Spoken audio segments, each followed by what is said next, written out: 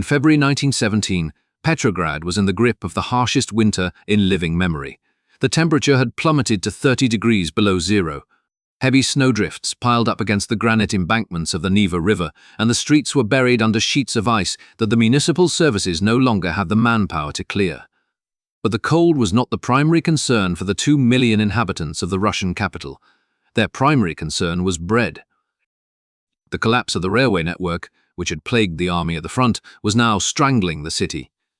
There was plenty of grain in the southern provinces of the empire, but the trains required to transport it were stuck in snowdrifts or broken down on sidings. By the middle of the month, the daily supply of flour to the capital had fallen to 20% of what was required to feed the population. The result was a daily struggle for survival. Working-class women who had spent 10 or 12 hours in the factories were forced to stand in line for bread throughout the freezing night. These queues, known as tails, became the incubators of the revolution. Standing for hours in the bitter cold, shivering and hungry, the women shared rumors and anger. They spoke of the German empress, the incompetence of the government, and the lavish dinner parties still being held by the aristocracy. The police reports from the time noted a terrifying rise in the level of hatred directed toward the authorities. Despite these warning signs, the government remained dangerously confident. The Minister of the Interior, Alexander Protopopov, believed that the capital was secure. He had spent the previous weeks reorganizing the Petrograd police force.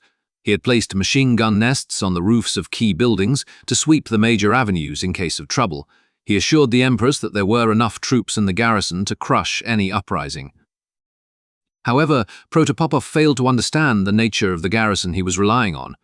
The elite guards regiments that had suppressed the revolution of 1905 were gone. They had been sent to the front and destroyed in the swamps of East Prussia and the trenches of Galicia. The 160,000 soldiers currently stationed in Petrograd were raw recruits, recovering wounded and older reservists. They were sleeping in overcrowded barracks, eating the same poor rations as the civilians, and listening to the same revolutionary agitators. The only man in the establishment who seemed to grasp the gravity of the situation was Mikhail Rodzianko, the president of the State Duma. He watched the streets filling with angry crowds and realized that the end was approaching. He sent a frantic telegram to the Tsar, who was 500 miles away at the military headquarters in Mogilev. Rodzianko wrote that the situation was serious. He reported that anarchy was in the capital and that the government was paralyzed. He warned the emperor that the transportation of food and fuel had completely broken down and that general discontent was growing. He urged the Tsar to appoint a new government immediately, one that enjoyed the confidence of the country. He finished by saying that delay would be fatal. At the headquarters in Mogilev, Tsar Nicholas II received the telegram. He read it, but his reaction was one of irritation rather than alarm. He had surrounded himself with sycophants who told him that the unrest was merely the work of a few hooligans. He turned to his court chamberlain and dismissed the warning with a phrase that would seal his fate. He said, "That fat Rodzianko has written me some more rubbish, to which I will not even reply." The Tsar believed that he could ignore the hunger of his people. He believed that the ancient bond between the autocrat and the nation would hold. But in the freezing streets of the Vyborg district, the time for telegrams and prayers had passed. The women of Petrograd were about to take matters into their own hands, and they would spark a fire that would burn down the Romanov dynasty in just 5 days.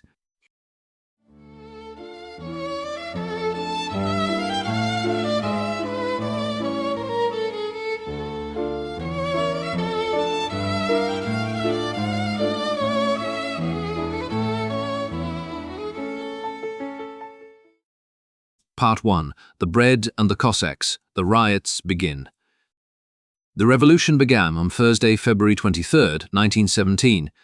It was International Women's Day, a date marked by socialists across Europe to advocate for female suffrage and workers' rights. In the industrial Vyborg district of Petrograd, the morning began with a series of meetings in the textile mills. The women who worked the spinning machines were exhausted.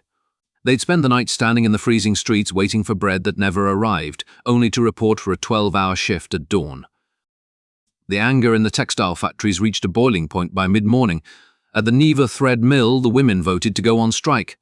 They did not wait for approval from the male-dominated revolutionary parties. They simply shut down their machines and walked out. As they poured into the snowy streets, they marched toward the nearby metalworking factories which were dominated by male workers. The women used a primitive but effective method to call the men out. They gathered snowballs and stones and threw them at the windows of the engineering plants.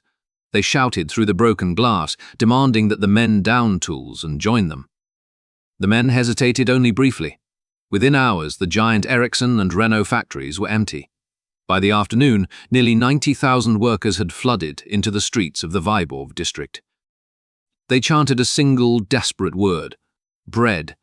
They smashed the windows of luxury bakeries that were rumored to be hoarding flour. They looted shops, taking loaves of bread and distributing them to the crowd. It had all the hallmarks of a traditional food riot, the kind the Russian police had suppressed dozens of times before. The authorities responded with standard crowd control tactics. The police raised the bridges across the Neva River. Petrograd is a city of islands, and the Vyborg district is separated from the wealthy city center by the wide frozen river. The police believed that by raising the drawbridges, they could trap the workers in the industrial slums and prevent them from reaching the Nevsky Prospect, the symbolic heart of the empire. But the police had forgotten the weather. The winter had been so severe that the Neva was frozen solid. The ice was thick enough to support the weight of a trolley car, let alone a crowd of pedestrians. When the workers found the bridges blocked, they simply climbed down the granite embankments and walked across the ice. It was a spectacular sight. Thousands of dark figures moved across the white expanse of the frozen river, bypassing the police cordons and converging on the city center. By Friday, February 24th, the crowd had swelled to nearly 200,000. The character of the demonstration began to change. The cry for bread was replaced by more dangerous political slogans. Hand-painted banners appeared above the heads of the marchers, reading, "Down with the war" and "Down with the autocracy." The students from the universities joined the workers, bringing a youthful, articulate energy to the mob. They gathered in Znamenskaya Square, listening to impromptu speeches from the base of the massive equestrian statue of Tsar Alexander III. The government relied on two distinct forces to maintain order: the police and the military garrison. The police, known colloquially as the Pharaohs because of their strange British-style helmets, were hated with a singular passion. They were professional officers, loyal to the Minister of the Interior, and they fought the crowds with brutality. They charged into the demonstrators on horseback, using whips and the flat of their sabers to crack skulls. The crowds fought back, hurling chunks of ice, cobblestones, and heavy glass bottles at the police lines. However, the police force numbered only 3,500 men. They could not contain a crowd of 200,000 without the support of the army. This was the critical variable. In 1905, the revolution had failed because the army remained loyal and shot the workers. The survival of the Romanov dynasty now depended entirely on whether the soldiers of 1917 would do the same. The troops stationed in Petrograd were mostly Cossacks. For centuries, the Cossacks had been the Tsar's ultimate weapon against domestic unrest. They were a distinct social caste, warriors from the southern steppes known for their horsemanship and their pitiless violence. The sight of a Cossack patrol usually sent a Russian crowd running in terror. But on the streets of Petrograd in February 1917, something unprecedented happened. As the Cossacks rode down the Nevsky Prospect to clear the demonstrators, they moved slowly. They did not draw their sabers. They rode their horses gently into the mass of people, nudging them aside rather than trampling them. The crowd, sensing this hesitation, stood their ground. They looked up at the fierce horsemen and spoke to them. They said, "Don't shoot us, brothers. We are hungry. We are only asking for bread." Eyewitnesses described a strange, tense courtship between the rioters and the soldiers. In one famous incident reported by Leon Trotsky and several other observers, a Cossack unit was blocking a street, standing shoulder to shoulder with a line of mounted police. The crowd pressed forward. The police inspector ordered them to stop, threatening to open fire. But the crowd noticed that the Cossacks were looking at the police officer with contempt. Emboldened, the demonstrators walked straight toward the Cossack line. Instead of blocking them, the Cossacks parted. They allowed the workers to dive under the bellies of their horses and pass through the line. As they passed, one of the Cossack officers looked at the crowd and winked. That wink was a seismic event. It signaled that the iron discipline of the imperial army was cracking. The Cossacks, the Praetorian Guard of the autocracy, were signaling that they would no longer act as the butchers of the regime. They were tired of the war. They were hungry themselves, and they saw their own wives and mothers in the faces of the women standing in the snow. By Saturday, February 25th, the situation had escalated into a general strike. Shops, banks, and trams ceased to operate. The newspapers stopped printing. The city was entirely in the hands of the mob. The police, realizing they were losing control and receiving no support from the army, began to resort to lethal force. Violent skirmishes broke out across the city. In one instance, the chief of police, General Shalfiv, tried to personally disperse a crowd near the Kazan Cathedral. He rode into the mass of people waving his whip. The crowd, no longer afraid, dragged him from his horse. He was beaten and then shot with his own revolver. His body was pushed through a hole in the ice of the canal. Despite the growing violence and the open fraternization between the crowds and the Cossacks, the military governor of Petrograd, General Kabalov, remained paralyzed by indecision. He sent telegrams to the military headquarters reporting that the situation was difficult but controllable. He did not want to admit to the Tsar that he had lost control of the capital. The Tsar, 500 miles away in Mogilev, was completely detached from this reality. He received a filtered version of events. On the evening of February 25th, he decided that enough was enough. He was tired of the reports of disorder. He believed that this was simply a matter of weak leadership. He sent a telegraph to General Kabalov that would turn the riots into a revolution. The telegram was brief and absolute. It read, "I command you to suppress the disorders in the capital by tomorrow, as they are unacceptable in this difficult time of war with Germany and Austria." There was no ambiguity in the order. Suppress meant shoot. The Tsar was ordering his generals to use machine guns against the bread rioters. General Kabalov received the order with a sense of dread. He knew that demanding his soldiers to fire on the crowds would force them to make a definitive choice: obey their emperor and become mass murderers, or disobey and become mutineers. As the sun set on Saturday, February 25th, the police began setting up machine gun positions in the bell towers of churches and the attics of buildings overlooking the main squares. The soldiers were confined to their barracks and issued live ammunition. The era of snowballs and winking Cossacks was over. The stage was set for the Sunday of Blood.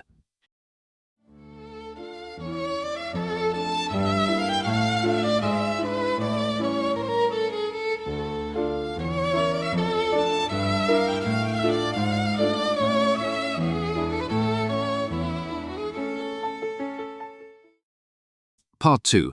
The Telegram and the Crackdown in the Square. General Sergei Kabalov received the Tsar's telegram on the night of February 25th. The order was explicit. He was to end the disorders immediately. There was no room for negotiation and no room for the gentle tactics of the Cossacks. To a military mind, the instruction to suppress a disorder during wartime had only one interpretation. It meant the application of lethal force. Kabalov spent the night preparing for a confrontation. He divided the city into military districts, assigning a commander to each. He issued live ammunition to the garrison troops. He also ordered the police to carry out a sweep of the city, arresting nearly 100 revolutionary leaders, including the devastatingly effective Petrograd Committee of the Bolsheviks. He hoped that by cutting off the head of the movement, the body would wither. Sunday, February 26th, dawned cold and bright. The city was eerily quiet. For the first time in days, the factories were silent, not because of strikes, but because it was Sunday. The trams were not running. The bridges across the Neva were heavily guarded, and detachments of infantry were stationed at every major intersection. Kabalov ordered proclamations to be posted on the street corners. They warned that any crowds refusing to disperse would be fired upon. Another poster threatened that any worker who did not return to the factories by Tuesday would be stripped of their draft exemption and sent immediately to the front lines. It was a gamble. The government was betting that the fear of death, either by a bullet in the street or a shell in the trenches, would force the people back into submission. By late morning, it became clear that the gamble had failed. The hunger and the anger in Petrograd had transcended the fear of authority. People began to spill out of their apartments. They walked across the frozen ice of the Neva River, ignoring the police warnings. They converged once again on the Nevsky Prospect. But this time, the atmosphere was different. The friendly banter with the soldiers was gone. The troops standing in the cordons were nervous. These were not the seasoned veterans of the regular army. Those men were dying in the trenches of Galicia. The garrison of Petrograd consisted of training battalions. These were young conscripts, peasants who had been in uniform for only a few weeks, waiting to be sent to the front. They were poorly trained, easily frightened, and deeply conflicted. The flashpoint occurred at Znamenskaya Square. This vast open space was dominated by the heavy, oppressive statue of Tsar Alexander III on horseback. Throughout the week, the statue had served as a podium for speakers. Now, a massive crowd gathered there, chanting slogans against the war. Blocking their path was a detachment of the Volhynian Regiment. They were commanded by Captain Lashkevich, a strict disciplinarian who was determined to follow his orders. Behind the soldiers, concealed in the attics of the Hotel Northern and other buildings overlooking the square, the police had set up machine gun nests. As the crowd pressed forward, the bugles sounded the warning. The officers ordered the demonstrators to disperse. The crowd refused. They shouted back, taunting the soldiers, calling them murderers and Cains. Captain Lashkevich gave the order to fire a volley into the air. The rifles cracked, and the sound echoed off the stone buildings. The crowd flinched, but did not run. They believed, based on the events of the previous days, that the army would not hurt them. They yelled that the soldiers were shooting blanks. They threw snowballs and pieces of ice at the ranks. Lashkevich gave the second order. This time, he ordered his men to fire into the body of the crowd. The volley was ragged, but devastating. At such close range, the heavy military rounds tore through the winter coats of the demonstrators. Dozens of people fell into the snow. The square erupted in panic. People scrambled over the bodies of the fallen, trying to escape the kill zone. The machine guns on the roofs opened up, sweeping the streets with automatic fire. For several minutes, Znamenskaya Square was a slaughterhouse. When the firing stopped, more than 40 civilians lay dead, with hundreds more wounded. The snow was stained black and red. Ambulance drivers who tried to approach the wounded were turned away by the police. Similar scenes played out across the city. On the Nevsky Prospect, near the Gostiny Dvor department store, another detachment opened fire, killing several more demonstrators. By the evening of February 26th, the government forces had retaken control of the city centre. The streets were empty, save for the patrols and the corpses. To General Kabalov and Minister Protopopov, it looked like a victory. They sent a telegram to the Tsar stating that the capital was quiet and that order had been restored. They believed that they had successfully applied the lesson of 1905. If you shoot enough people, the rest will go home. But they had fundamentally misunderstood the psychology of their own soldiers. The men of the Volhynian Regiment marched back to their barracks that evening in a state of shock. These were young peasant boys, raised in the Orthodox faith which taught that killing a fellow Christian was a mortal sin. They had joined the army to fight the Germans, the foreign enemy invading the motherland. Instead, they had spent their Sunday shooting unarmed Russian women and workers. The atmosphere in the barracks that night was explosive. The soldiers did not sleep. They lay on their bunks in the dark, smoking cheap tobacco and whispering. The shame was unbearable. They realized that they had been used as executioners by the police and the officers. They discussed the faces of the people they had killed. They realized that the crowd looked just like their own families back in the villages. The tension broke first in a different unit. Late that afternoon, a company of the Pavlovsky Regiment, having heard about the shooting at Znamenskaya Square, had mutinied. They had marched out of their barracks and fired on a police patrol. Although this minor mutiny was quickly suppressed and the ringleaders arrested, the news spread through the garrison like a virus. It proved that resistance was possible. In the barracks of the Volhynian Regiment, the debate raged until dawn. The non-commissioned officers, the sergeants and corporals who lived with the men, took the lead. They knew that Captain Lashkevich would return in the morning. They knew he would order them to march out and shoot again. The soldiers realized they had reached a point of no return. If they obeyed the order tomorrow, they would be murderers forever. If they disobeyed, they would face the firing squad for mutiny. They were cornered. One man emerged as the voice of this desperate logic. Sergeant Kirpichnikov was a senior non-commissioned officer in the training battalion. He was respected by the men. He moved from bunk to bunk, speaking in low, urgent tones. He told them that they could not shoot the people again. He told them that their souls were at stake. He proposed a plan that was terrifying in its simplicity. When the officers arrived in the morning, the soldiers would refuse to assemble. They would refuse to take their rifles, and if the officers tried to force them, they would not be the ones to die. As the sun began to rise on Monday, February 27th, the city of Petrograd was silent, crushed under the weight of the crackdown. But inside the brick walls of the Volhynian barracks, 600 men were waiting for the sound of the captain's boots in the hallway, their hands resting on the bolts of their loaded rifles. The crackdown had stopped the riots, but it had started something far more dangerous. It had broken the moral bond between the soldier and the state. The revolution was no longer about bread. It was about blood.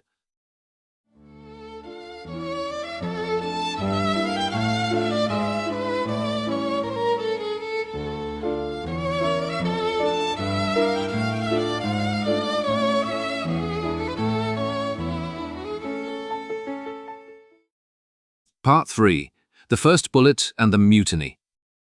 Monday, February 27, 1917, began much like any other day in the barracks of the Volhynian Regiment. The bugles sounded reveille at 6 in the morning. The men rose from their bunks in the grey pre-dawn light, dressed in their olive-drab tunics, and drank their tea. But beneath the routine discipline, the atmosphere was electric with fear and conspiracy. During a night, Sergeant Kirpichnikov had done his work well. He had moved through the company, securing a blood pact among the soldiers. They had agreed that they would not fire on the crowds again. If the officers tried to force them, they would disobey. It was a terrifying promise to make. In the Imperial Army, mutiny was punishable by immediate execution.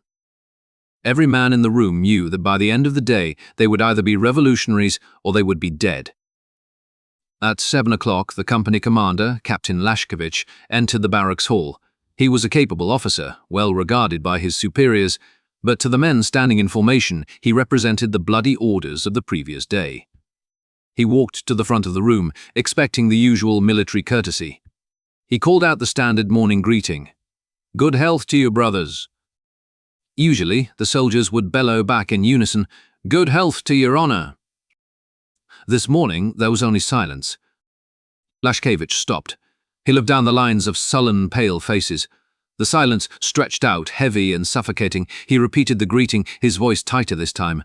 Again, silence. Then, from the back of the room, a voice shouted. It was likely Kirpichnikov. The voice declared, "We will not shoot." Lashkevich, realizing instantly that he was facing a mutiny, attempted to read the Tsar's telegraph ordering the suppression of the disorders. His voice was drowned out by shouting. The soldiers began to bang their rifle butts on the wooden floor, creating a deafening, rhythmic clatter. Realizing his authority had evaporated and that his life was in danger, the captain turned and walked out of the barracks, heading for the safety of the officers' mess. As he walked across the courtyard, a shot rang out. Captain Lashkevich fell dead in the snow. History has debated who exactly fired the shot. Some accounts say it was Kirpichnikov, others say it was a soldier firing from a window. But the identity of the shooter mattered less than the result. The taboo was broken. The Volhynian Regiment had killed their own officer. There was no going back. They had crossed the Rubicon. The barracks erupted into chaos. The officers fled or were arrested by their own men. Kirpichnikov, now the de facto commander of the battalion, realized that they could not stand alone. If the rest of the Petrograd garrison remained loyal, the Volhynians would be surrounded and massacred. They had to spread the mutiny. They grabbed their rifles and spilled out onto the street. They were a disorganized mob, their tunics unbuttoned, running without formation. They headed first for the neighboring barracks of the Preobrazhensky Regiment and the Litovsky Regiment. The scene that followed was a domino effect of collapsing authority. The Volhynians arrived at the gates of the Preobrazhensky barracks, shouting, playing music, and firing into the air. The Preobrazhensky Regiment was the oldest and most prestigious unit in the Russian army, founded by Peter the Great himself. If they stood firm, the mutiny might be crushed. But the Preobrazhensky soldiers were just as tired, just as hungry, and just as sick of the war as the Volhynians. Instead of shooting the mutineers, they embraced them. They broke into the armory, smashed the locks, and distributed rifles and ammunition to the crowd. Within an hour, the Litovsky Regiment joined them. By mid-morning, 25,000 soldiers were roaming the streets of Petrograd, armed and leaderless. The nature of the uprising changed instantly. On Sunday, it had been a conflict between the people and the government. On Monday, it became a war between the army and the police. The police, the hated pharaohs, were the only force left loyal to the regime. They were now the targets of a massive manhunt. The soldiers, joined by workers who had armed themselves with captured weapons, went hunting for the police officers who had machine-gunned the crowds the day before. The violence was brutal. Police officers were dragged from their stations and beaten to death on the sidewalks. Those who had taken up sniper positions in the attics and bell towers were flushed out. The crowds stormed the buildings, throwing the police snipers from the roofs to the streets below. The focal point of the insurrection moved from the bread shops to the symbols of state power. The mob marched on the arsenal, the central weapons depot of the city. They killed the commander, General Matusov, and broke down the doors. They handed out 40,000 rifles and 30,000 revolvers to anyone who asked for them. Students, factory workers, and even school children were suddenly armed with military-grade weaponry. With weapons in hand, the crowd turned its attention to the legal system that had oppressed them for decades. They marched to the district court building, a magnificent structure that held the archives of the judicial system. They stormed it, dragging the furniture and the legal files out into the street. They built a massive bonfire. As the building itself caught fire, the records of every criminal conviction, every debt, and every political trial in Petrograd went up in smoke. It was a ritualistic cleansing of the old order. The next target was the headquarters of the Okhrana, the dreaded secret police. This was the building that held the files on every revolutionary, every spy, and every suspect in the empire. The crowd sacked the building. They threw the dossiers out of the windows, watching the wind carry the secrets of the police state across the frozen city. Many of the revolutionaries in the crowd were frantically searching for their own files, ensuring that their pasts were erased. But the most dramatic moment of the day occurred at the Kresty prison. This massive brick complex on the banks of the Neva was the Russian Bastille. It held thousands of inmates, a mixture of hardened criminals and political prisoners, Bolsheviks, Mensheviks, and socialist revolutionaries who had been arrested during the war. The crowd, led by the mutinous soldiers, arrived at the prison gates in the early afternoon. They demanded the release of all prisoners. The prison guards, seeing the size of the armed mob and hearing the sound of machine gun fire from the city center, surrendered without a fight. The gates were thrown open. The prisoners emerged into the blinding winter sunlight, squinting and bewildered. They were greeted as heroes. The crowd embraced the political dissidents, lifting them onto their shoulders. But in the chaos, the criminal wing was also emptied. Murderers, thieves, and violent gangs were released alongside the idealists. They dissolved into the city, adding a dangerous element of anarchy to the revolution. By the afternoon of February 27th, the imperial government had effectively ceased to exist in the capital. General Khabalov, the man who had confidently ordered the crackdown the day before, was now a refugee in his own city. He retreated to the Admiralty building, a fortress-like structure with a tall golden spire visible from everywhere in Petrograd. Khabalov tried to assemble a loyal force to retake the city. It was a pathetic scene. He managed to gather a few hundred men, a mixture of police, teenage cadets from the military academies, and a few officers who had refused to mutiny. They barricaded themselves inside the Admiralty, waiting for reinforcements that would never arrive. Khabalov sent frantic telegrams to the Tsar and the army headquarters. His earlier confidence was gone. He reported that the garrison had mutinied, that the ministers were in hiding, and that the streets belonged to the revolutionaries. He begged for frontline troops to be sent from the war zone to crush the rebellion. But the most striking image of that Monday was the transformation of the streets themselves. The red flag, banned for centuries, appeared everywhere. It flew from the bayonets of the soldiers, from the antennas of the armored cars, and from the flagpoles of the Winter Palace. The armored cars were the decisive weapon of the day. These heavy vehicles, mounted with machine guns, had been intended for the German front. Now, they roared up and down the Nevsky Prospect, driven by soldiers with red ribbons pinned to their chests. The crowds cheered them as they passed. The terrifying machine of the state had been hijacked by the people. As the sun set on February 27th, the city was illuminated by the flames of the burning district court and the police stations. The Romanov dynasty had ruled Russia for 304 years. In Petrograd, it had lost its power in less than 12 hours. The soldiers who had been the pillar of the autocracy had kicked the pillar away. However, the victory was chaotic. There was no leadership. The Bolshevik leaders were either in exile in Switzerland and Siberia or had been arrested the night before. The crowd was a headless giant, powerful but directionless.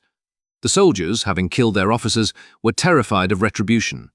They wandered the street, looking for someone to tell them what to do next. Two rival centers of power began to emerge from the vacuum. In the right wing of the Tauride Palace, the liberal politicians of the State Duma met in fearful emergency session, trying to figure out how to restore order before the mob burned the whole city down. In the left wing of the same palace, the socialist intellectuals and worker representatives were hastily forming a council, or Soviet, to represent the masses. But far away from the Tauride Palace, on a train moving slowly through the winter night, the one man who could legally end the chaos was completely unaware that his capital had already fallen. Tsar Nicholas II was finally reacting to the crisis. He had decided to leave his headquarters and return to his family at Tsarskoye Selo. He believed that his presence alone would calm the situation. He boarded his imperial train, a palace on wheels upholstered in blue silk and mahogany. He gave the order to head north. He did not know that he was traveling into a trap. The railway lines were no longer controlled by his generals. They were controlled by the railway union, and the union was with the revolution. The Tsar's train was about to become his prison. The stage was set for the final, claustrophobic act of the tragedy, played out on a railway siding in the middle of nowhere.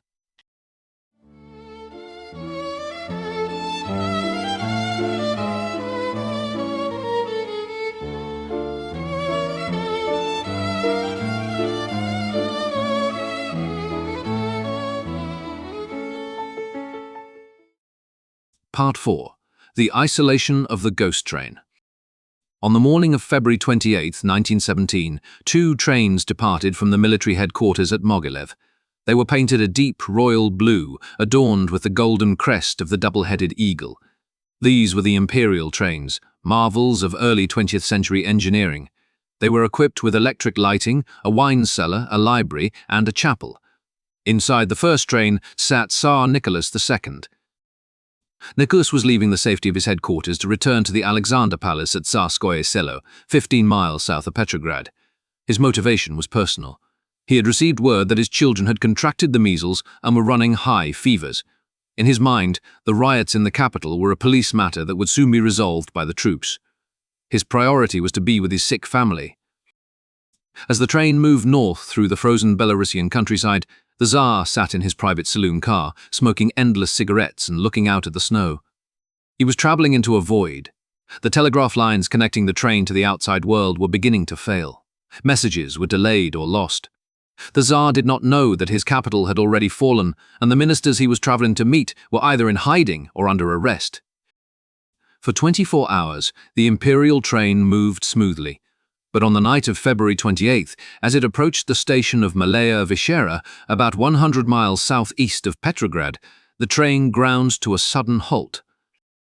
The Tsar's railway officials woke him with impossible news. They reported that the tracks ahead were blocked. The station master at the next depot had sent a warning that the station at Luban was in the hands of hostile forces. A detachment of revolutionary soldiers, armed with machine guns, had set up a blockade to intercept the emperor. This was the moment reality pierced the imperial bubble. For the first time in his 23-year reign, Nicholas discovered that he could not travel freely through his own empire. The railway system, the nervous system of the modern state, had rejected him. The Tsar's staff held a frantic emergency meeting in the dining car. They could not go forward to Petrograd, and they could not go back to Mogilev without looking like cowards. They needed a sanctuary. They decided to divert the train west toward the ancient city of Pskov. Pskov was the headquarters of the Northern Front. It was commanded by General Nikolai Russky, a prudent and somewhat cynical career soldier. The Tsar's advisors believed that Russky would have loyal troops who could protect the emperor. They hoped that from Pskov, Nicholas could rally the army and march on the rebellious capital. It was a fatal miscalculation. By diverting to Pskov, Nicholas was isolating himself from his family and his remaining political allies. He was placing himself entirely in the hands of the military high command. He did not realize that the military high command had already decided that he was a liability. The imperial train arrived at the Pskov railway station on the evening of March 1st. It was a bleak, wintry scene. The station was surrounded by guards, but the atmosphere was grim. When General Ruski boarded the train to meet the emperor, he did not behave like a subordinate greeting his sovereign. He was wearing rubber overshoes over his boots, a breach of uniform protocol, and his manner was cold and brusque. Ruski had spent the entire day on the telegraph with Mikhail Rodzianko in Petrograd. Rodzianko had terrified the general. He had described the complete collapse of the government and the lynching of officers. He convinced Ruski that any attempt to send troops to crush the rebellion would result in a civil war that would lose the war against Germany. When Nicholas met with Ruski in the blue silk drawing room of the train, the Tsar tried to act as if nothing had changed. He proposed appointing a new cabinet of ministers responsible to the Tsar but trusted by the public. Ruski shook his head. He told the emperor that it was too late for half measures. He said that the only way to save the dynasty was to grant a responsible ministry, a government that answered to the Duma, not the Tsar. Effectively, this would turn Russia into a constitutional monarchy and strip Nicholas of his autocratic power. Nicholas refused. He argued that he was responsible to God, not to a parliament. The debate dragged on for hours. Ruski, suffering from a flu, was visibly impatient. He leaned forward, tapping his finger on the table, badgering the autocrat of all the Russias to capitulate. Finally, late that night, Nicholas broke. He agreed to sign a manifesto creating a responsible ministry. He went to sleep believing that he had made a great sacrifice but had saved his throne. However, events were moving faster than the telegraph wires could carry them. While Nicholas slept, the situation in Petrograd deteriorated further. Rodzianko contacted the military headquarters again. He told them that the concession of a responsible ministry was no longer enough. The crowds were now demanding the end of the monarchy itself. Rodzianko warned that if Nicholas remained Tsar, the revolution would spread to the frontline trenches, the army would collapse, and Germany would win the war. This terrifying prospect mobilized the highest levels of the Russian military. The chief of staff at the main headquarters in Mogilev was General Mikhail Alexeyev. Alexeyev was a patriot and a pragmatist. He believed that the war effort was more important than the man wearing the crown. If saving the army meant sacrificing the Tsar, Alexeyev was prepared to do it. On the morning of March 2nd, Alexeyev orchestrated what historians have called the polite coup. He realized that if he alone demanded the Tsar's abdication, it would look like treason. But if all the top generals of the Russian army demanded it simultaneously, it would look like the will of the nation. Alexeyev composed a telegram. He sent it to the commanders of all the major fronts: General Brusilov in the southwest, General Evert in the west, General Sakharov in Romania, and Grand Duke Nicholas, the Tsar's own uncle, in the Caucasus. The telegram was a masterpiece of manipulation. It described the chaos in Petrograd and the threat of total defeat in the war. It suggested that the only way to placate the masses and keep the army fighting was for the Tsar to abdicate in favor of his son. Alexeyev asked the commanders for their frank opinion. The generals did not hesitate. They were tired of the Tsar's indecision. They were tired of the Empress and Rasputin. They saw a chance to cut away the rotting head of the state to save the body. Throughout the morning of March 2nd, the replies came clicking in over the telegraph ribbons at Pskov.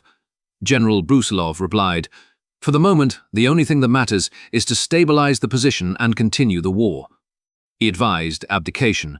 General Evert replied that there was no other way. But the blow that struck Nicholas the hardest came from the Caucasus. His uncle, Grand Duke Nicholas, the man he had fired as commander-in-chief 2 years earlier, replied that he, on his knees, begged his nephew to abdicate to save Russia. General Ruski gathered these printed telegrams. He walked into the Tsar's carriage on the afternoon of March 2nd. He did not bow, he simply laid the papers on the table in front of the emperor. The scene was quiet. There was no shouting, no guards bursting in with bayonets. It was a bureaucratized death. Nicholas picked up the telegrams and read them one by one. He saw the names of the men he had trusted, the men he had promoted, the men he had dined with. Every single one of them had abandoned him. Nicholas stood up and looked out the window at the bleak railway siding. He turned to Ruski and said, with a bitterness that he rarely showed, "What is left for me to do?" Ruski replied that the consensus of the army was clear. He had to abdicate. Nicholas felt a profound sense of betrayal. Later that night, he would write in his diary the sentence that defined his fall: "All around me is treason, cowardice, and deceit." He realized that he had no power left. He could not order the army to march on Petrograd because the generals would not obey him. He could not go home to his family because the tracks were blocked. He was a prisoner in a velvet-lined box. At 3 o'clock in the afternoon, Nicholas turned to Rusky and said quietly, "I have decided. I will give up the throne." He initially decided to abdicate in favor of his son, Alexei. He imagined that he would retire to his estate in Crimea and grow flowers while his son reigned as a constitutional monarch. But even this final dream was about to be destroyed. The Tsar's isolation on the ghost train was complete, but the final act of the drama required one more visitation from the outside world. 2 delegates from the Duma were making their way to Pskov, bringing with them the final terms of surrender.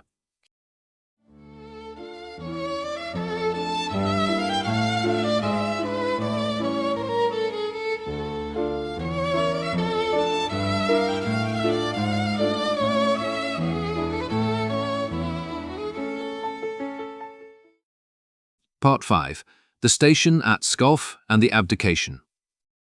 It was late in the evening of March 2nd, 1917, when a locomotive pulled into the Pskov railway station. It carried 2 men who had travelled from the chaos of Petrograd to perform a grim duty. They were Alexander Guchkov and Vasily Shulgin. They were not revolutionaries in the traditional sense. Both were conservatives and monarchists. Guchkov was a wealthy industrialist and the leader of the Octoberist Party. Shulgin was a right-wing nationalist. They had come to try to save the dynasty by removing the man who was dragging it down. They stepped onto the platform looking like refugees. They had not slept or washed in days. Guchkov was wearing a fur coat that was stained with oil and soot from the journey. They were ushered through the cordon of guards and boarded the imperial train. The contrast between the 2 worlds was jarring. Guchkov and Shulgin walked out of the freezing, dirty night and into the brightly lit, hermetically sealed world of the Tsar's salon car. The air smelled of expensive tobacco and leather. The electric lamps cast a warm glow on the emerald-green silk walls. Tsar Nicholas II was waiting for them. He was wearing a simple khaki tunic of a colonel, the uniform of the Kuban Cossacks. He looked calm, almost unnaturally so. General Rusky stood in the corner, looking exhausted and ill. The Tsar greeted the delegates politely, shaking their hands as if this were a routine audience at the Winter Palace rather than the end of his reign. They sat down at a small table. Guchkov began to speak. He spoke for a long time, his voice trembling with emotion. He described the situation in the capital. He told the emperor that the garrison had mutinied, that the police were being hunted down, and that the mob was in control. He explained that the anger of the people was focused entirely on the person of the Tsar. He argued that the only way to save the war effort and prevent the country from sliding into total anarchy was for Nicholas to abdicate in favor of his son, Alexei, with the Tsar's brother, Grand Duke Michael, acting as regent. Nicholas listened patiently. He did not interrupt. He did not show any anger at being told by a politician that he was unfit to rule. When Guchkov finally finished, Nicholas spoke in a quiet, steady voice. He told them that he had already made the decision to abdicate. Guchkov let out a visible sigh of relief. The hard part, he thought, was over, but then Nicholas dropped a bombshell that changed everything.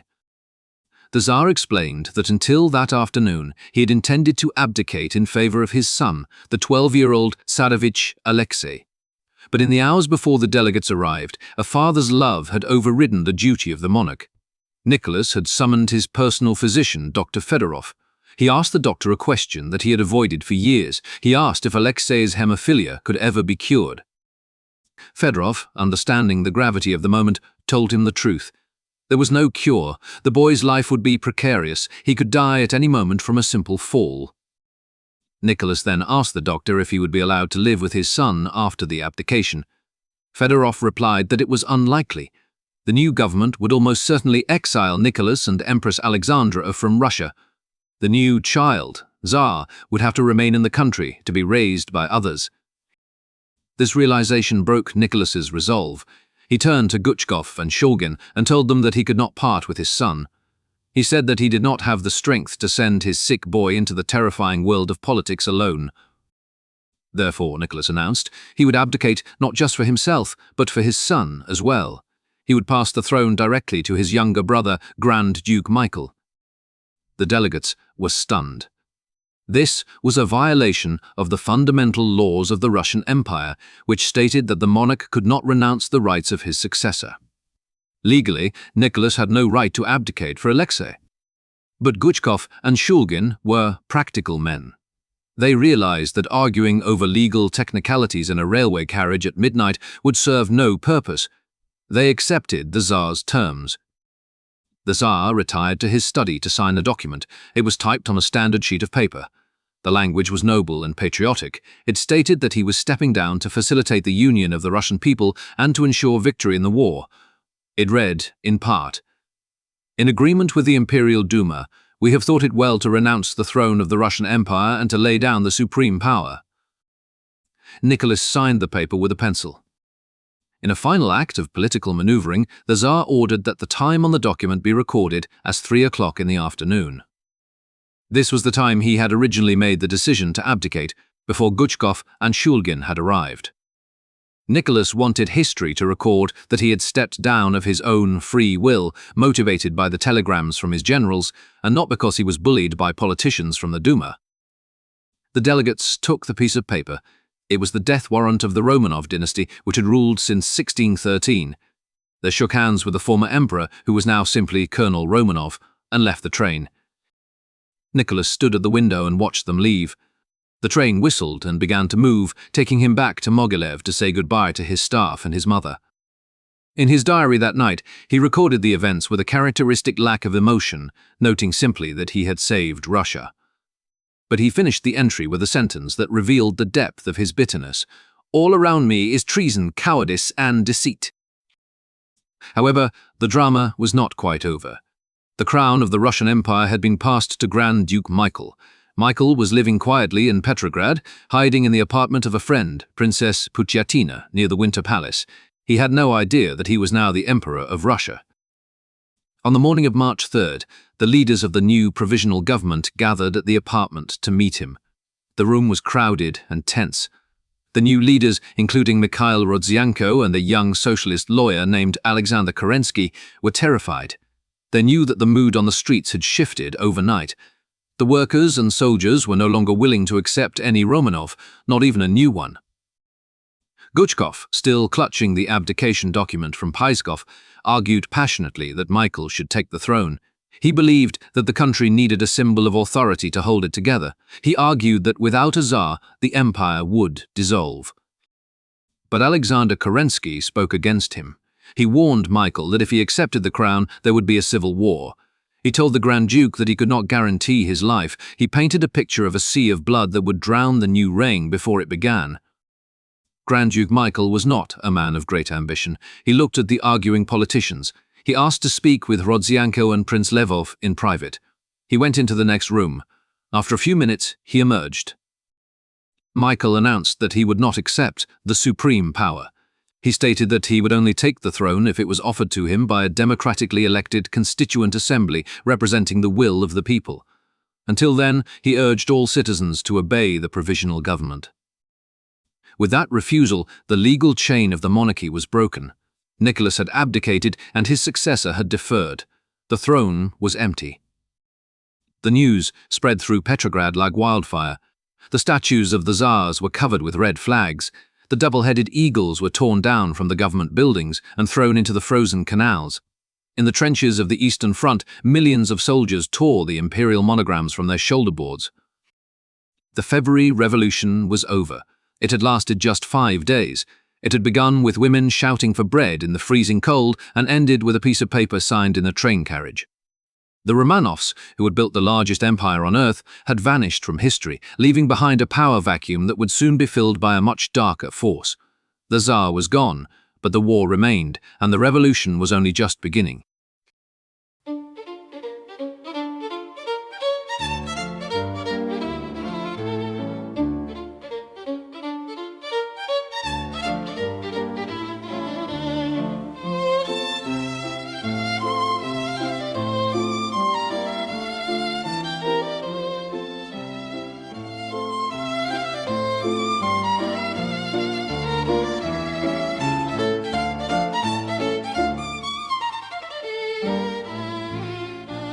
This podcast was entirely produced by Andrew Scott.